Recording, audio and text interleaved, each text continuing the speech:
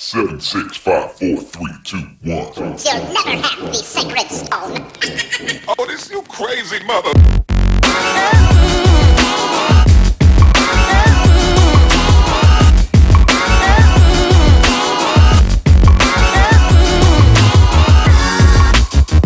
We're here with the, it's either the first season or the fifth season, and either the 40th episode or the last episode of Amateur Hour. And I'm here with the author of several unwritten books, the mender of broken hearts, and the wearer of Oilers hats, Troy. I'm me. So, yeah. So we're here with SETX FFL. We had our second week of the spring season last Sunday, and it's going pretty well. We have 15 teams. Some of them even show up. So, Troy, what are your thoughts on the first couple of weeks? Well, things are going pretty good. I think we've got some good athletes. Some of the best athletes around the area are playing in the league, and we've had some good games so far, some good high-scoring games, some real close games. It gets better every year. We've had a lot of newcomers, but a lot of the old guys that have played around the area for a long time, and we're just, I think we're expanding every year, and it's exciting. Okay, do we have any terrible athletes playing this year? We have athletes of all abilities playing in our flag football league. Okay. And good. So, yes. We have better, I would say we have better athletics than your average casino in Lake Charles. There you go. The patrons, not the staff. The staff would take any team in the league. If you found a decent staff at LaBerge, they would destroy the champions. You know, the dealers, they'd be, yeah, those guys are on top of stuff. But, okay, so having said that, do you have any teams that you're surprised about, that how well they've done or how poorly they've done? Not surprised. I just think some teams have made some improvements from the last few years. Okay. The Expendables have gotten a lot better since the last season was their first season in the league, and they had some troubles. They seem to have got a rhythm now. They've got some good players, and they're kind of cohesive now, and they've got some scored a lot of points. They're figuring things out. Okay, is it at all amazing to you that the Showstoppers have like 7 people that can play quarterback, or is that their roster is made up of, can you play quarterback? Yeah, yes. It's just a lot of quiet people that can play quarterback. You know, I'm pretty impressed with how the 409 boys look. You know, the new guy they have playing quarterback's pretty good. I think his name's Patrick. I think it's Patrick Riley, but he looks really good. I think the Spartans look great. With I think Tootie's actually playing quarterback with them, but he wasn't there last week. They still won against the Showstoppers, so I think they look pretty good. I think the Herd looks like garbage, like hot trash. The Herd is always a second half sputter to the end kind of team. They'll eventually they'll do something. Well, for anyone who doesn't know, Troy and I play on the Herd, and we're old, and that's okay. But it's all right. That's all we have to hang on to. Yeah. Okay. I'm impressed. I've been impressed with the average Joes. They have some good athletes on that team. They're putting it all together, but when they get it all together, I think that's going to be a good team heading towards the playoffs. They've got some good athletes. Could they possibly be called the above-average Joes? Yeah. Well, as long as they don't come up against the Globo Gym Purple Cobras, I think they'll do all right. You know, although in the movie version of that, they didn't win. The average Joe's got the best of them. But thanks to Chuck Norris. You know, so all right. So having said all that, what is your prediction on the champion of the Spring League 2017?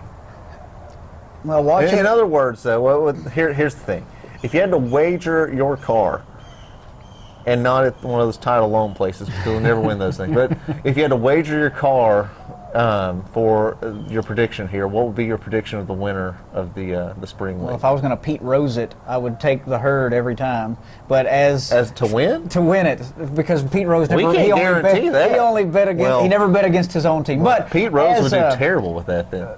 Watching the first 2 weeks, the Jack boys are very athletic. The loose cannons are very athletic. They're going to put pressure on every team. They have a great offense, and they're just so fast on defense. They know how to frustrate quarterbacks and receivers. They're going to be very hard to beat. The Spartans, very athletic as well. They've got a good system, good players. And the same with 409 boys. They've been together a while, and they know how to make plays on the field. And I think one of those three teams are going to be, and then the showstoppers always pull it together in the playoffs and make a good run. So it's anybody's game right now. Well, any decent bookie would tell you to pick one. So if you had to pick a team, I'm betting my car on yeah, this. you're betting your car. My car, I'm going to say I'll give the Loose Cannons the edge. They've got the 4-1 odds to win it all. With Loose Cannons, okay.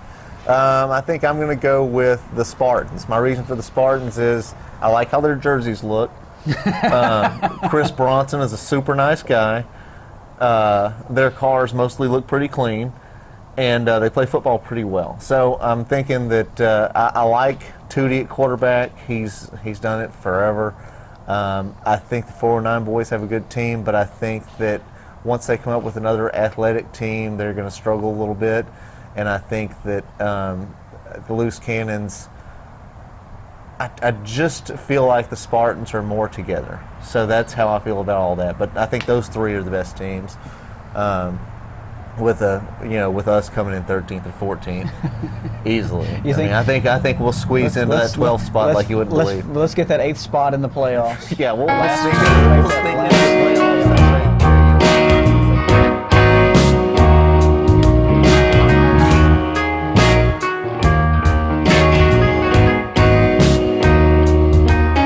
Okay, so our first guest ever on what was this thing? Amateur Hour. So our first guest ever on Amateur Hour, If you couldn't tell, is someone I know pretty well.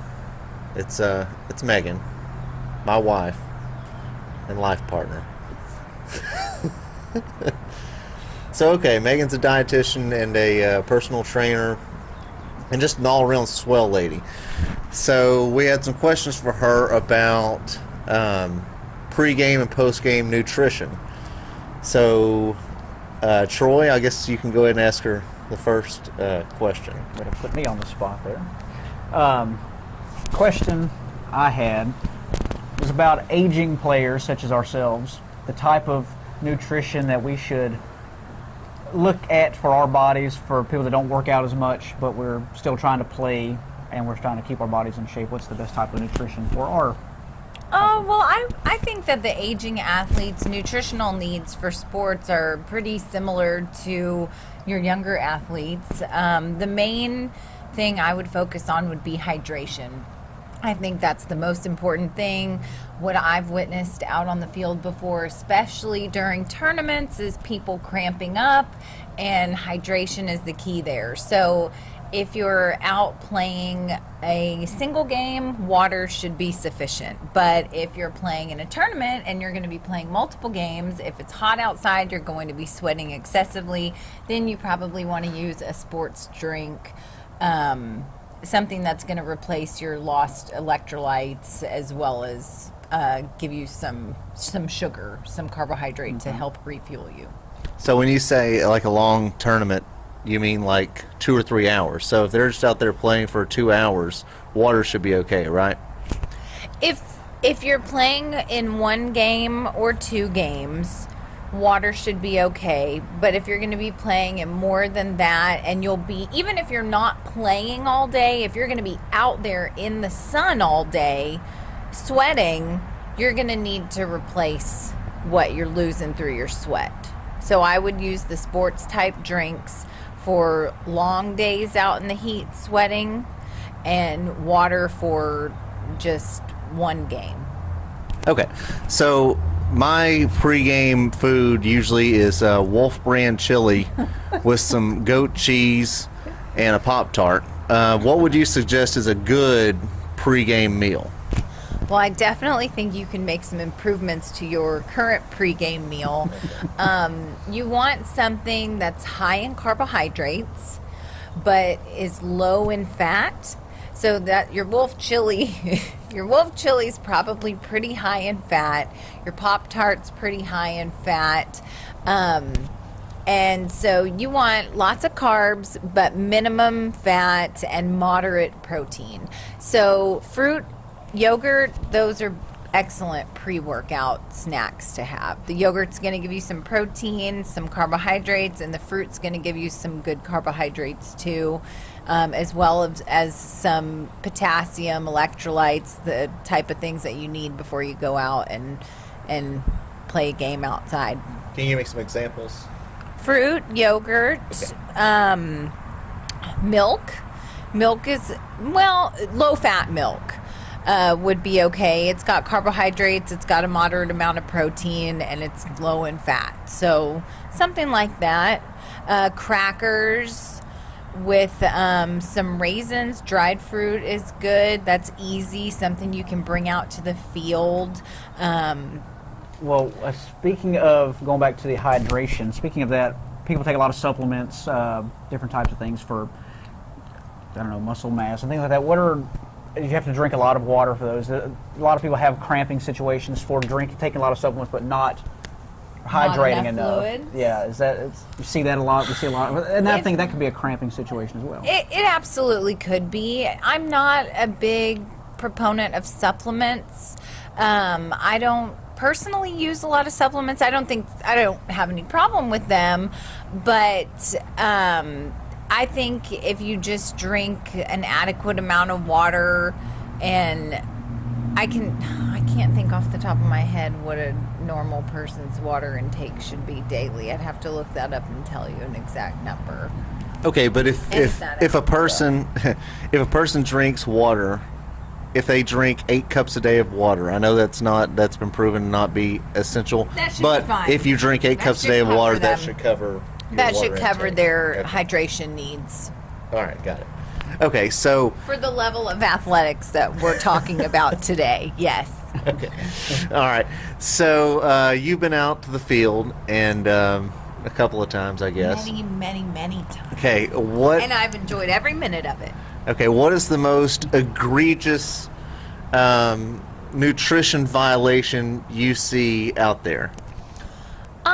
Probably overconsumption of sugary beverages that don't have the healthy nutrients in them that your sports drinks are going to give you. The sports drinks are going to have sugar in them, which you need, but they're also going to have your electrolytes added, sodium, potassium, that sort of thing, to replace what you're losing in sweat.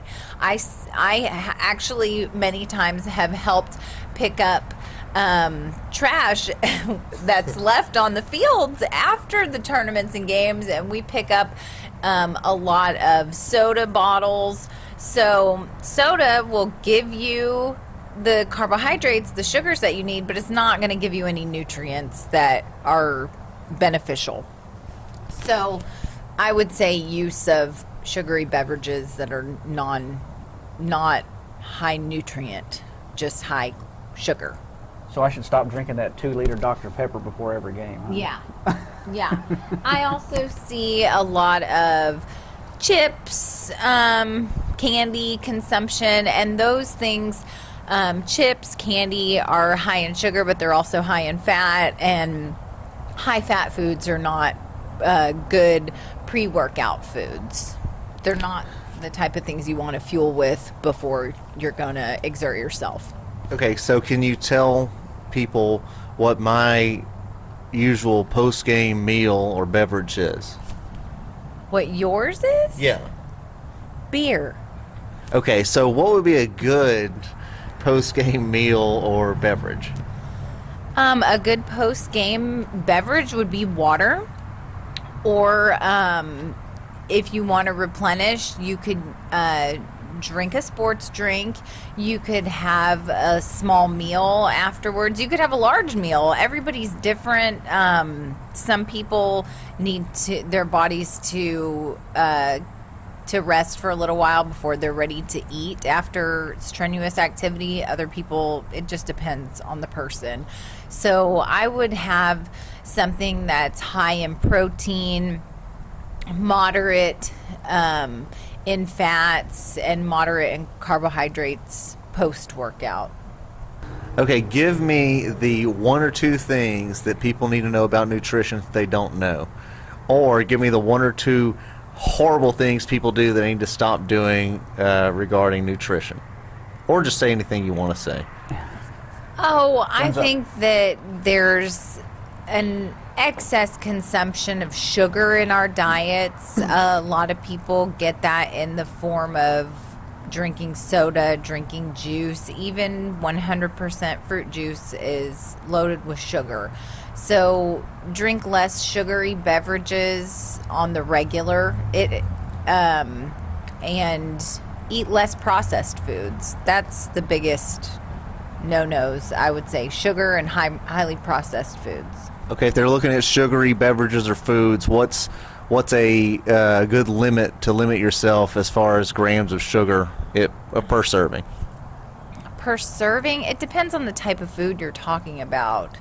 If you're talking about a breakfast cereal, I mean, really, you should try to avoid foods that have more than 5 or 6 grams of sugar per serving. And you're going to find, if that's something you're paying attention to when you're reading food labels, there are most of the packaged foods that you're going to buy have a lot of added sugar. So if you're buying natural foods, things that come from the earth, fruits, vegetables, grains, meats, lean meats, animal protein, those things are going to be low in sugar, low in, they don't have anything added to them. They're natural foods. So go for things from the earth, whole foods, and avoid processed foods, and you'll be fine.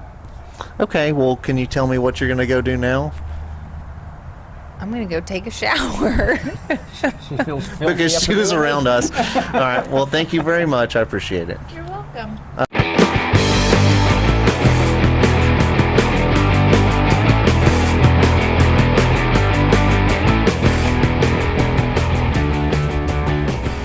All right, so we're going to go ahead and revisit a topic from season 2 a couple of years ago. And the topic was spin or juke. What does your go-to move say about your personality? So first off, what is your go-to move, Troy? My go-to move when I get close to the sidelines, usually the juke. I'm usually a juker. I like to get to the sideline quick and have people try to get to the edge, and I juke them out. So I'm usually a juke, not as much of a spin. So what does that say about my personality, Cody? What do you think? Well, I think that since you're trying to get away from people, maybe you're trying to dodge problems in your life, maybe you're in a little bit of denial. You don't like to face things head on. You like to just kind of skirt around and maybe procrastinate with coming up with a real solution for the problems that are bothering you, or you just like to get around the guy on the sidelines. It could go either way. Also, I noticed that when I look at you, your eyes are real twitchy. So maybe you're kind of like evolved from some sort of animal that was super aware of his surroundings and could kind of like skeet on around stuff. Yeah. Or nothing. I don't know. But, my go-to move is the gradual spin. It's a 360-degree spin, but it takes 4 seconds. So what does the gradual spin in your mind say about me? Nothing? It says nothing about me that I spin slowly? I think the spin move, your version of the spin move, is all about trickery. It's all about the image.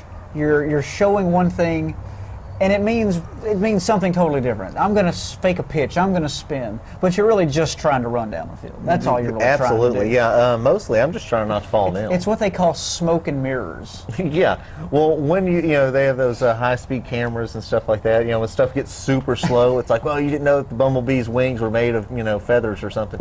That's the sort of spin that I do. It's so slow that the people around think that, am I in the Matrix? I make people think that they're in another dimension, but really I'm just slow. It's confusing. It's a confusing move. It is unlike any spin move I have seen. Yeah, and I'm glad I've never had to feel the wrath of that spin move. Oh, well, you might be feeling it right now. I might have started it yesterday and it's still going. I mean, that's how slow it happens. I have ended games during a spin. I've started to spin in the second half in the first 2 minutes and not finished them until the buzzer went off and I finally finished spinning. That has happened. I've seen it. Yeah, but Won us okay. a championship.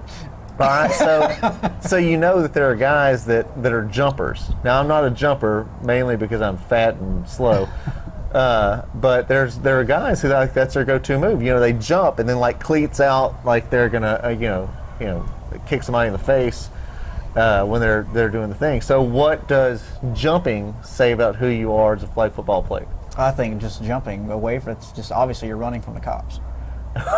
Okay, but you know, I've never seen anyone run from the cops though and jump, unless there's a fence or something. Well, okay, so they're the defenders are the fence. Hence, so anyone jumping who over the jumps fence. whilst running from the defender is really going back to a time when they were running from the cops and they're just seeing little fences. The end. And they're going. Okay, I like it. that. All right, so. I don't see how you could see it any other way. Well, now to me, the most complicated and probably the best flag football move is the lowering of your hips somehow in a continuously running lunge that Boosie does. It is it's impossible I have to pull no the flag. clue how to do it. I tried to do it one time and I had to go to the hospital because I crapped my pants. And then I threw up. It was the weirdest thing. I didn't know what to do. Because actually, that was how when I did it. I tried it 4 times. I couldn't do it. And then when I finally did it, I crapped and threw up. So I'm wondering, is he superhuman? Or does he just have like a really nice innards that doesn't make him do that? Because I'm telling you, I did it one time and everything went wrong. So what does that say about your personality?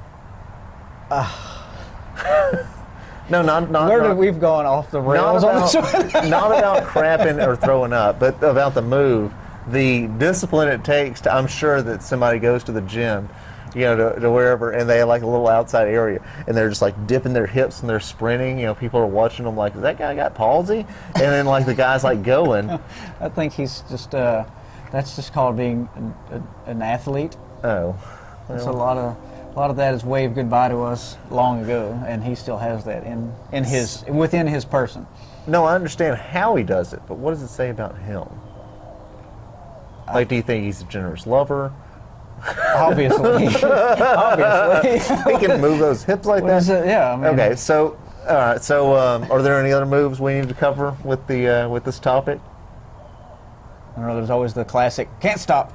Oh, yeah. Our quarterback, Matt Wilson, has will this remain move. nameless. I didn't say something. So has this move that he'll run down the field, he'll get all his weight and legs and arms and everything going. A lot of hips. He's got a lot of hips, and more behind it than in front. It's he just can't stop, and he verbalizes it and says, "I can't stop," and he just keeps on going for another 6 or 7 yards after his flag's pulled and people are dead or whatever's going on. He has pushed people to the ground with his hips, saying, "Can't stop, can't stop." But the way I think about that is, you know, let's think about it this way: if you had an RV on the top of a hill in East Texas, and you put it in neutral, and then you didn't have a driver. Well, let's say you had a driver, but the driver was like a lizard or something that couldn't do anything anyway. I mean, you could put whatever you wanted in the chair, I guess. But anyway, so the thing's going down the hill, it can't stop. And the best it can do is honk or, you know, make a noise. So I think that's what he's going for. Now, what does that say about him as a person? Well, it says that he's an RV. So, all right. So, yeah, you can take that however you want to. Yeah. Okay, all right, good.